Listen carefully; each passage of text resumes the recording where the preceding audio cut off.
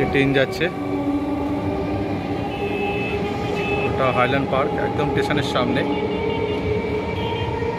এটা রয়েছে হাইল্যান্ড পার্কের এই যে মেট্রো ব্রিজটা।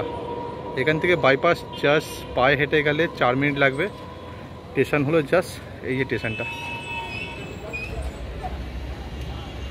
আর ফ্লোরের কন্ডিশন খুব ভালো রয়েছে, জলছাদ করা, যেহেতু অন্ধকার হয়ে গেছে দেখাতে পারবো না।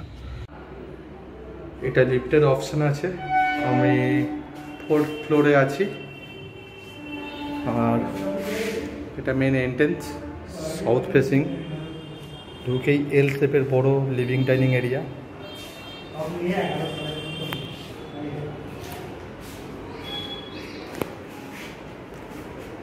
এল শেপের বড় সাইজের লিভিং ডাইনিং এরিয়া। আমি এই দিক থেকে আরেকবার দেখাচ্ছি। দেখতেই পাচ্ছেন বেশ বড় পিসিএস। লম্বাটা হবে 20 ফুটের মতো, আর চওড়াটা 12 ফুটের মতো চওড়া হবে। এই সাইডটা একটু বেশি হবে। একটা জানলার অপশান দেওয়া আছে লিভিং ডাইনিং এরিয়ার মধ্যে। এটা পুরো সাউথের দিকে আছে। ছোট্ট একটা বেসিনের অপশান দেওয়া আছে। আর একটা কমন টয়লেট আছে। এটা কমন টয়লেট।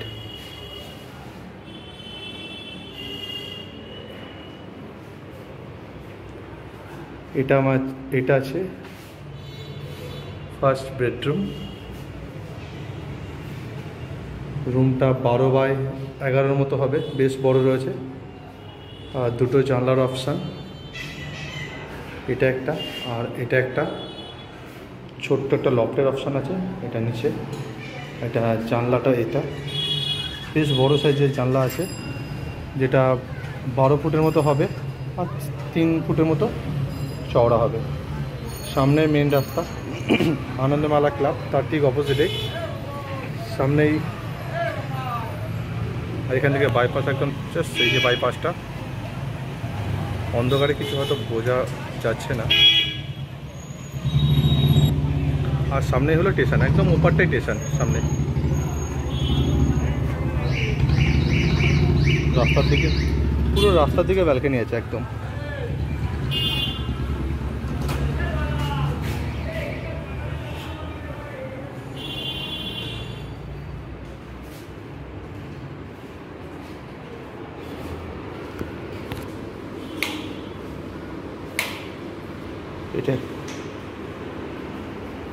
এটা কিচেন এরিয়া আছে, সাউথ ওয়েস্টের দিকে আছে, বেশ বড় আছে কিচেনটা।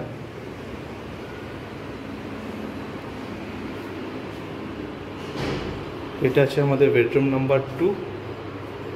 দুটো জানলা পেয়ে যাচ্ছেন। আর রুমটা হবে 10x10 মতো। আর নিচে দুটো ওয়ার্ডরোবের অপশান করা রয়েছে, সুন্দর করে রং করা রয়েছে রুমের ভেতরে। এটা রয়েছে আমাদের আরেকটা বেডরুম, যেটা 3 নম্বর বেডরুম আছে। এই বেডরুমের সাথে দুটো জানলার অপশান, নিচে একটা ওয়ার্ডরোবের অপশান, আর একটা অ্যাটাচ টয়লেট পেয়ে যাবেন।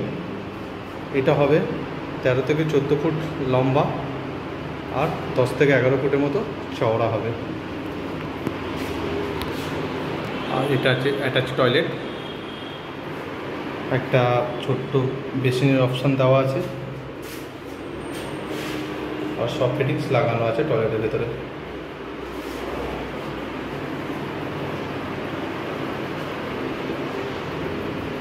সুন্দর করে দেখতে পাচ্ছেন ভেতরে সুন্দর করে রং করানো রয়েছে। আর খুব সুন্দর কন্ডিশন রয়েছে ভেতরে। আর ফ্লোরটা পুরো মার্বেল ফ্লোর করা আছে। আর উপরে একটা লফটের অপশান দেওয়া আছে।